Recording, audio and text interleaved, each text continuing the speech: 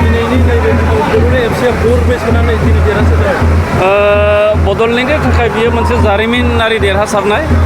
गिबि खेबनि थाखाय डुरान्ड कापआव बड'लेण्ड एफसिआ क्वार्टार फाइनालाव जायगा आवग्रिनो हाबाय आरो दिनैनि बे देरहासारनाया इयुन जोलैफोरनि थाखाय मोनसे थुलुंगाथाव जानानै थागोन। मानो होनना बुङोब्ला डुरान्ड कापआ एसिया हादोरमानि बयनिख्रुइबो गोजामसिन टुर्नामेन्ट आरो बुहुमनि मादाव थामथि गोजाम टुर्नामेन्ट आरो दिनैनि बे देरहासारनाया जोंनि बड'लेण्डनि एबा बर' रायजोफोरनि थाखाय बड'लेण्डनि रायजोफोरनि थाखाय गेलेगिरिफोरनि थाखाय मोनसे जारिमिनारि सान।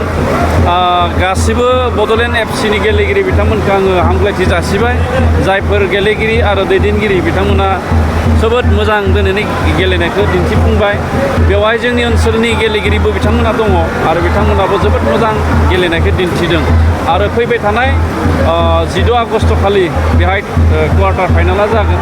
दा बेयावबो जोंनि बड'लेण्ड एफसिआ खोब मोजां गेलेनायखौ दिन्थिनानै सेमि फाइनालसिम सहैनो हागोन होननानै जोङो मिजिंथिदों। रोजा रोजा नायगिरिफोर बेवहाय बाहागो लादों, मा बुंगोन? आं बिथांमोनखौ साबायखर जासिबाय।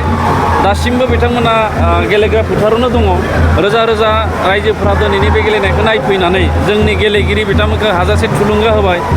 नायगिरिनि थुलुंगाजोंनो दिनै जोंनि बड'लेण्ड एफसिनि गेलेगिरि बिथांमोना जोबोद गोहो मोनदों, साहस मोनदों। दा बेयो जोबोद मोनसे मोजां बाख्नायथाव हाबाफारि। आं बिथांमोनखौ गोसो सिंनिफ्राय रोजा रोजा साबायखर जासिहरो। डुरान्ड कापनि फाइनालखौ उननि समाव बेयाव क'क्राझार साइ स्टेडियामआव खुंफुंनो थाखाय बिथांमोना सानो। जोंथ' नाजागासिनो दङ। मानो होनना बुङोब्ला बे बाराव गिबि खेबनि थाखाय क्वार्टारा जानोसै। जोङो बोसोरथाम खुंबाय देग्लायजों। बोसोरनैयाव जोङो लिगखौ फोजोबना दोन्दोंमोन, नाथाय देग्लाय गिबि खेबनि थाखाय जोङो क्वार्टारखौ बे जोंनि साइ स्टेडियामआव जोङो खुंनो नागिरदों। इयुननि समाव जोंहा मिजिं दङ डुरान्ड कापनि फाइनाल एबा इन्टारनेसनेल लेभेलनि जायखिजाया गेलेनायखौ जोङो जोंनि बड'लेण्ड ओनसोलाव खुंनायनि मोनसे जोंहा थांखि आरो मिजिं दङ।